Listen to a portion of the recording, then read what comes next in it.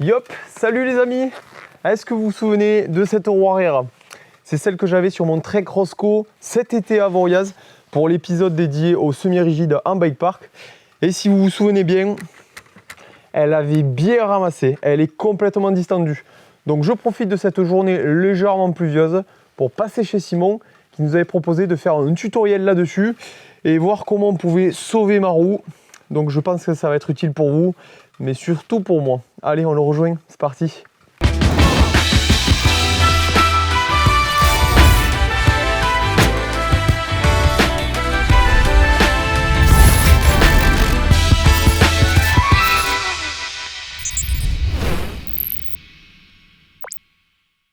Yop Simon, Arrive, il pleut dehors. oh il fait pourri chez toi. Ah oui, pour une fois. Est-ce que tu es prêt à faire de la guitare hein? Ouais, vu le temps, on a que ça à faire. Regarde, j'ai sorti les outils. C'est pas pour t'arracher les dents, hein. C'est pour essayer de réparer ta roue. Ça fait un moment quand même. Hein. Un petit peu. En plus, je crois qu'ils sont pressés. Bon, allez, on va essayer. Allez, c'est parti. Merci du cadeau. Bon Simon, du coup, comment on fait pour dévoiler ma roue et surtout la retendre? Et surtout la retendre. Écoute, on a absolument besoin au moins de ces deux choses. Déjà, les démos de pneus. Tu vas m'enlever le pneu, ça va être ta première mission. Ça, je sais faire, c'est bon. Voilà, parce que c'est plus facile sans le pneumatique. Et après, une clé à rayon. Voilà, donc au bon diamètre de tes rayons. Là, c'est bon, j'ai vérifié, je sais que c'est la bonne. Et après, ben alors, si tu n'as pas de belle machine comme nous, soit tu peux utiliser deux petits Riesling sur ton cadre. Alors ça, c'est vraiment la méthode MacGyver, quoi. On l'avait présenté dans les solutions avec un collier de serrage de Simon. Ok. Ou sinon, tu as comme nous, là, un petit outil partout, la TS2. Et ça va nous aider à ajuster la roue voilage et aussi le saut. D'accord. Comme ça, on va en reparler. Ok. Surtout, pensez à nettoyer, surtout s'il y a du préventif, parce qu'on va faire tourner la jante, on va s'en mettre partout. Bon là, Toto, c'était pas propre. Hein. Alors, on place la roue avec l'axe, comme si on la mettait sur notre vélo. Hop là. Le disque côté gauche. Et on serre. Hop là. C'est nickel, c'est avec ça que tu resserres la roue. Voilà, c'est ça. Ça fait tout seul. C'est magique. Tu sais, c'est un robot et ça prend. Et c'est super magique, on peut récupérer. À toutes les roues. Tout. En 8 comme ça te la remet nickel. Non, il faut pas abuser. Franchement, là, ça va. Hein. Et elle est pas pire. Hein. Alors déjà, s'il y a des impacts sur la jante, tu vois. Quand tu as plié à l'impact, là, on contrôle, il n'y en a pas. Franchement, tu as de la chance, tu n'as pas mis un impact. Donc déjà, c'est bon. Et après, le saut, comme ça, là, c'est trop important. En fait, c'est dès que la partie aluminium est déformée, on ne peut pas le récupérer.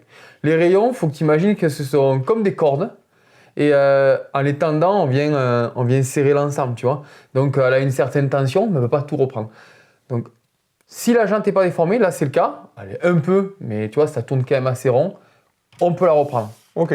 S'il y a vraiment une déformation, il faut changer la jante. Et si j'ai des gros pocs, il y a des limites ou c'est vraiment le tubeless Ben, si tu as un gros proc, c'est vraiment plié. Le problème, c'est que tu risques de perdre l'étanchéité. Ok.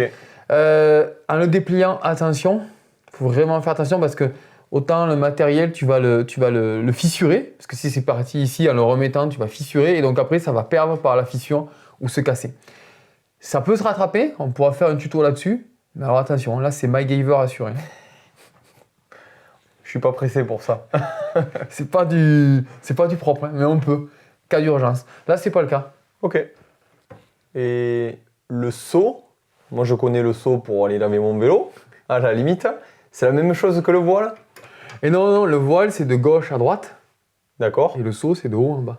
D'accord. Ta jante, elle va se déformer comme ça, mais aussi comme ça. Et donc, les rayons, en les serrant, tu peux récupérer de gauche à droite, mais aussi, si tu serres, ça paraît logique, tirer vers là, ou si tu desserres, le laisser remonter. Maintenant que tu le dis, c'est logique. Bon, ok, là, tout est prêt, le setup. J'imagine que ma clé à rayon, d'où le nom, c'est avec ça qu'on va travailler. Exactement. Alors déjà, tu sais comment ça fonctionne, ça? Comme un vis? Voilà, c'est ça. Donc, si tu as besoin de tendre le rayon, il faut serrer, sens horaire. Ok. Ok? Et desserrer, tu le sais, pas compliqué. Surtout, tu fais attention, les têtes de rayon, c'est fragile. Faut pas les abîmer. C'est deux faces. Donc, si tu sens que ça tourne pas bien, n'hésite pas à mettre un petit coup de dégrippant. Ok. Surtout avec des produits tubeless. Des fois, ça rentre, c'est corrosif. Et donc, voilà, tu forces pas, tu passes un coup, tu laisses 5 minutes et après, il faut que ça tourne facilement. Deuxième petite astuce, alors là, ça va, ce sont des rayons coudés. Le moyeu a une forme avec des rayons coudés. Donc, normalement, pour les serrer, ça va être assez facile. Tu vois, à la main, c'est facile. Si ce sont des rayons droits, Ok. quand ils sont autant desserrés, des fois, c'est un peu compliqué. Alors, tu les tiens avec la main comme ça au début. Tu mets un petit Ok. peu de tension et ça te permet d'attaquer, d'amorcer le serrage. Et après, tu lâches et tu serres. Et oui, parce que sinon, tu peux avoir le rayon Oui, qui tourne en même temps que la tête de rayon. Ok. exactement. Bon, mais c'est parti. Eh oui. Allez, franchement, on en fait tout un plat, mais c'est pas si compliqué. Il suffit de serrer comme un zouave. Et... Qu'est-ce que tu fais là? Mais je serre. Tout comme ça? Bah, à bloc, maintenant que j'ai la machine et tout. Attends, là, t'as même pas réglé, rien du tout. Surtout la roue arrière en plus. Parce que tu vois, la roue arrière, les flasques du moyeu là, il n'y a pas le même espace à gauche et à droite, tu vois, pour laisser la place pour la cassette. Hein, tu vois, alors si tu serres tout là, tu vas même mettre la roue, mais en 8. Alors, elle n'est pas trop en 8, mais alors, toi, tu vas tout mettre en 8. Tu vois. Donc, il y a quand même des étapes à faire. Un, tu as raison, c'est de contrôler vraiment, déjà, voilà, ça, c'est ultra desserré. On vient le remettre en contact. D'accord. Ok. Donc, d'abord, tu viens tout remettre, tu vois, là, même à la main, tu vois, t'imagines tellement que c'est desserré le truc. Donc, tu fais quelque chose d'homogène, surtout, moi, partout, tu homogénises. Il y a beaucoup de travail. Et après, ça, c'est le premier boulot à faire. Donc, tu vois, On applique la même tension partout, mais on pas trop essaie- fort. Exactement. Déjà, là, tu vois, et là, on est tellement loin que je le fais déjà à la main. Déjà, ça va pas être mal. Waouh, celui-là, laisse tomber. Regarde, tu vois ce que je te disais? Tu appuies dessus, tu le sors de la tête, là, et tu l'attrapes. Parce que sinon, j'arrive même pas à l'attraper tellement que tu es serré. Voilà. Je le voyais plus facile. Ah, oui, j'ai vu, je t'ai vu partir confiant. Je vais te laisser faire. Voilà. Alors ça, voilà. Déjà, et on va continuer. Après, on va faire avec la clé. D'accord? Pour avoir quelque chose d'homogène. Après, de là, on va venir positionner les témoins. Donc, pour contrôler de gauche à droite et pour contrôler de haut en bas. Alors là, ça va. Celle-là, j'ai bien équilibré. Parce que aussi, normalement, on a un outil pour venir contrôler qu'on soit bien au milieu du moyeu. Malheureusement, là, on l'a pas. C'est encore un step plus On le fait à l'œil. professionnel. Oui, et surtout, il faut être sûr que ça, ce soit bien centré. Oh, ok. Donc, on va se repérer avec ça. La tension de la jante, plus importante sur la roue arrière, c'est le côté droit. D'accord. C'est le rayon, ils sont le plus courts. C'est là où ils sont le plus droits. De D'accord. l'autre côté, il y a un angle qui est plus important. Donc, c'est celui-ci qui va porter. Donc, la tension, je la mets là en premier, côté droit. Tu vois, je vais essayer que ce soit bien aligné. Et après, je vais finir d'ajuster la tension, le voile, de gauche à droite, en serrant, s'il faut, la partie gauche. Pour éviter que ma roue, elle aille du côté. Elle se du décentre, disque. exactement. D'accord. Et d'ailleurs, celle qui porte tout, les contraintes, c'est le côté droit. D'accord, ok. Ok? Bon, cette étape, elle prend un peu de temps ici parce que tous les rayons sont desserrés, mais tous. Maintenant qu'on a rapproché toute la tension, qu'on a quelque chose d'assez homogène, maintenant on peut venir contrôler. Donc je viens ajuster la machine de gauche à droite et en hauteur aussi. Hop. Juste que ça frotte un petit peu pour voir les zones de contact. Là, tu vois, on décèle une zone de contact. Donc là, il y a du voile sur ce côté gauche. Un petit tips pour savoir qu'est-ce qu'il faut faire. Ben regarde, je prends les rayons, côté opposé, et je les serre. Tu vois, comme si je mettais de la tension. Et regarde, par magie, ça touche plus. Donc ceux-là, ici, il faut les serrer. Tu vois, tu entends le bruit? Côté opposé. Comme ça, si tu as un doute, ben, tu sais que tu ne peux pas te tromper. Donc là, je les serre un peu. Alors là, tu vois, il faut être patient. Et il faut y aller quart de tour par quart de tour pour gérer en même temps le voile et le saut. Donc, il faut être patient. Hop, là, ça touche. Allez, je continue mon travail. Quart de tour. Tac. Quart de tour sur 2 rayons. Je contrôle. Hop, c'est bon pour ça. Je continue. Ah, maintenant, c'est ici. Quart de tour. Donc là, tu vois, ici, ça touche là. Donc ça, c'est pas du voile, c'est du seau. Donc là, à cet endroit-là, ben, il faut tendre les rayons. Alors là, c'est pas droite ou gauche, c'est les deux, gauche et droite. Il faut tendre pour que la jante, elle parte vers l'intérieur. Tu vois là, ça touche plus ici, on n'a plus le seau. Par contre, on a du voile. Donc après un seau, souvent, il faut reprendre le voile. Si la jante, par contre, là, quand on s'aperçoit qu'à un endroit, il y a un gros espace, c'est qu'on a trop tendu les rayons des deux côtés. Donc on desserre pour que la jante, elle reprenne sa place initiale. Et pareil, après, on recontrôle le voile, gauche, droite. C'est un peu long, mais c'est comme ça. Et du quart du tour et deux quarts du tour.